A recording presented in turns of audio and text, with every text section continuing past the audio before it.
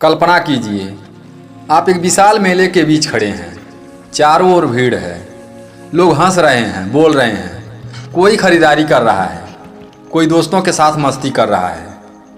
लेकिन आपको ऐसा महसूस हो रहा है जैसे आप इस भीड़ में भी अकेले हैं, जैसे कोई आपको समझता ही नहीं, कोई आपका सच्चा हितैषी नहीं है। क्या कभी आपने ऐसा महसूस किया है? अगर हाँ, तो यह कहानी सिर्फ आपके लिए है। आज हम एक ऐसे युवक की कहानी जानेंगे जिसने खुद को दुनिया का सबसे अकेला इंसान मान लिया था, लेकिन जब वह बुद्ध के मार्ग पर चला तो उसे जीवन का असली रहस्य समझ में आया। तो क्या आप तैयार हैं अपने मन की इस उलझनों को सुलझाने के लिए? एक समय की बात है, एक नगर में एक युवक रहता था। वह अत्यंत दुखी था, निराश था, जैसे जीवन में कोई उद्देश्य ही ना बचा हो। उसे संसार में केवल स्वार्थ ही दिखाई देता था।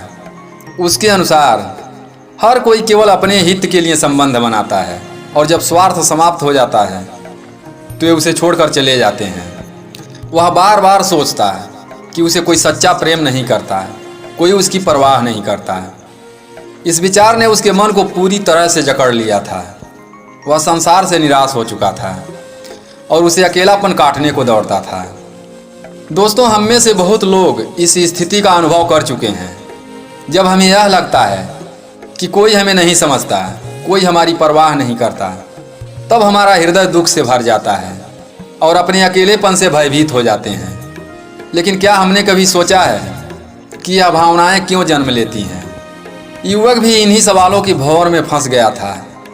अंततः एक दिन उसने अपने घर को छोड़ने का निश्चय कर लिया।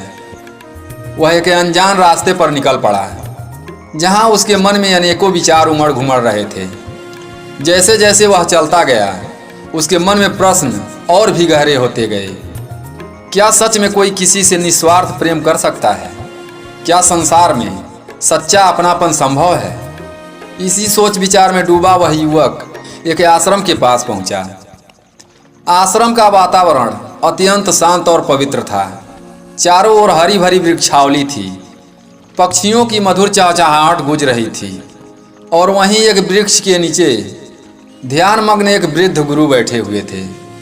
युवक कुछ देर उन्हें देखता रहा और फिर उनके पास जाकर अपनी व्यथा सुनाई। गुरुदेव, मैं इस संसार से निराश हो चुका हूँ। हर कोई स्वार्थी है, कोई सच्चा प्रेम नहीं करता। मैं इस अकेलेपन से परेशान हूँ। कृपया मुझे बताइए, क्या वास्तव में दुनिया में कोई भी निस्वार्थ नहीं होता? गुरु ने युवक को ध्यान से देखा और फिर मुस्कुराते हुए बोले, वत्स, यह संसार जैसा है वैसा ही रहेगा, लेकिन तुमने इसे किस दृष्टि से देखा है, यह अधिक महत्वपूर्ण है। युवक ने आश्चर्य से पूछा, गुरुदेव, इसका क्या अर्थ है? गुरुदेव ने एक गिलास पानी मंगवाया और उसमें एक चुटकी नमक डालकर युवक से कहा, इसे पीकर बताओ कि इसका स्वाद कैसा है। युवक ने पानी पीते ही मुंह सिकोड़ लिया और बोला, गुरुदेव, यह तो बहुत खारा है। गुरु मुस्कुराए और फिर युवक का हाथ पकड़कर आश्रम के पास बहती एक निर्मल झील के किनारे ले गए। उन्होंने झील में वही चुटकी भर नमक डालकर युवक से कहा, अब इस झील का पानी पीकर देखो। युवक ने झील का पानी पिया। वह बिल्कुल मीठा और ताजगी भरा था। गुरु बोले, वत्स, जीवन में दुख, कड़वाहट और स्वार्थ उतने ही हैं जितना इस पानी में नमक था। लेकिन अगर तुम अपने मन में संकुचित रखोगे तो दुख भी उतना ही तीव्र लगेगा जितना कि गिलास में नमक। लेकिन अगर तुम अपने हृदय को विशाल कर लोगे, उसे झील के समान विस्तृत बना लोगे, तो वही दुख, वही परिस्थितियां तुम्हें अधिक प्रभावित नहीं करेंगी। युवक अब थोड़ा शांत हुआ, लेकिन उसने गुरु से एक और प्रश्न किया, गुरुदेव, लेकिन लोग फिर भी स्वार्थी ही रहते हैं। वे अपने स्वार्थ के लिए हमें छोड़कर चले जाते हैं। फिर मैं कैसे अपने मन को विस्तृत कर सकता हूँ? गुरु मुस्कुराए और बोले, वत्स, संसार में लोग अपनी आवश्यकताओं के अनुसार व्यवहार करते हैं। जब किसी को किसी चीज़ की आवश्यकता होती है तो वह तुम्हारे पास आता है, और जब वह आवश्यकता पूरी हो जाती है तो वह चला जाता है। यह स्वाभाविक है। लेकिन सच्ची खुशी तब मिलती है जब तुम बदले में कुछ पाने की अपेक्षा के बिना प्रेम और करुणा का अनुभव करते हो। जब तुम स्वार्थ की इस दौड़ से स्वयं को मुक्त कर लेते हो, तब तुम संसार के व्यवहार से अप्रभावित हो जाते हो।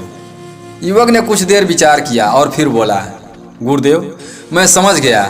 समस्या लोगों के स्वार्थ में नहीं थी, बल्कि मेरी सोच में थी। मैं हमेशा उनसे कुछ पाने की अपेक्षा रखता था, लेकिन अब मैं बिना किसी अपेक्षा के प्रेम और करुणा का मार्ग अपनाऊंगा। गुरु मुस्कुराए और बोले, वत्स, यही आत्मज्ञान का मार्ग है। जब तुम लोगों की अपेक्षाओं से मुक्त होकर जीवन जीना सीख जाओगे, तब तुम्हारा मन वास्तव में शांति और आनंद से भर जाएगा। दोस्तों, इस कहानी से हमें यह महत्वपूर्ण सीख मिलती है कि दुनिया को दोष देने से कुछ नहीं बदलेगा। दुनिया वैसी ही है जैसी वह है, लेकिन हम अपनी सोच को बदल सकते हैं। जब हम लोगों से अपेक्षा रखना छोड़ देते हैं और अपने हृदय को विशाल बना लेते हैं, तो कोई भी परिस्थिति हमें अधिक प्रभावित नहीं कर सकती।